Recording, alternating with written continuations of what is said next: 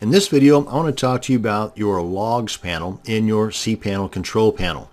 Now I've got two different tabs opened up here to represent two different web hosting accounts and the cPanel control panels within them.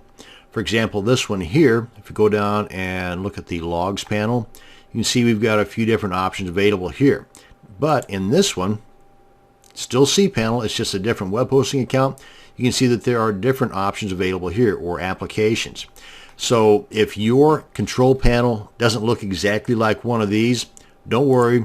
The basics that you really want to pay attention to under the logs panel is the latest visitors, bandwidth, and your AW stats, as well as your error log. Those are more than likely in every single cPanel setup on any type of web hosting account that offers cPanel. Again, latest visitor, AW stats, bandwidth, and error log. The error log mainly because if you have errors on your website, like broken links for example, then this can let you see them very quickly. No errors here, but that's mainly because there's no site there either. Let me take a look over at this other one here, and under error logs, and here's the information provided in most of these error logs. You've got the date that the error took place. You've got the IP address of the visitor that noticed the error. You've got the error right here, which in this case is, I believe, a 404. And you got different types of errors that take place. But if we use this top one here, if we scroll on over, this gives you the path to the actual error itself and the page or file that is causing the error. So with this information, you can quickly get in and fix that error. So we come on back out of here, head on back over to home. That's the error log. The latest visitors gives you the IP address of that visitor, the page that they went to, the time they went there, the size of that file, where they came from, and the user agent, which is typically the browser that they're using. And we come on back here, go to home, and the bandwidth is something that you can monitor here in detail over here on the left panel. Usually it's right up here close to the top. Monthly bandwidth transfer. This gives you an idea as to how much bandwidth is being used throughout the month.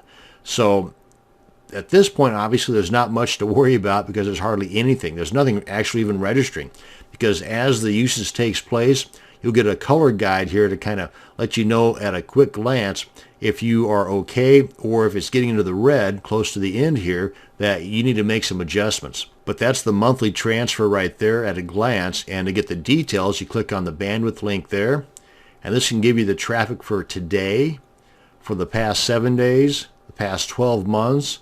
And this information can come in very handy, especially if you're running campaigns or you've got product launches, and you can get an idea as to how much bandwidth you might need for your next campaign or your next product launch, so that you're not having your visitors seeing an error page, bandwidth exceeded, which is never a good thing, and that will definitely put a damper on your day. Here's the breakdown of this month for the HTTP usage.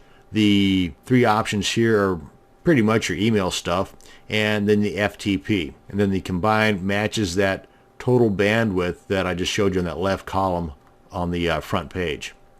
So that's the bandwidth. If we come on back home here, and we check the most important one, in my humble opinion anyway, and that's the AW stats. This gives you a breakdown of all the traffic coming into your website, and you can choose the date right here for the particular report. Now, the reports or the information contained down here are broken down in different ways. You got the monthly history, days of the month, and you can see the traffic here. And again, these can come in very handy if you are doing any type of product launches or campaigns to generate income. This can tell you how successful that was in driving traffic to a particular page or site, and the days of the week that are most effective to do so. I mean, if you alternate your campaigns on various days of the week, this information might tell you what would be a better day or what would be the worst days to try to start a campaign. Even the hours of the day. If you're trying to set up email marketing, you might find that sending out or scheduling your emails to be sent out at 11 a.m. might be a lot better than, say, at 7 a.m. And this takes everything into consideration, including the countries that are visiting your site. Now, since this is more of a demonstration site, these numbers are going to be skewed accordingly. At least ways now you know where you can go to get more information on the traffic coming into your site. And you've got a lot of information over here to the side that you can just simply click on to see if robots are visiting, if authenticated users are visiting, the countries, the days of the week. These are pretty much the breakdown of what we've already seen up here.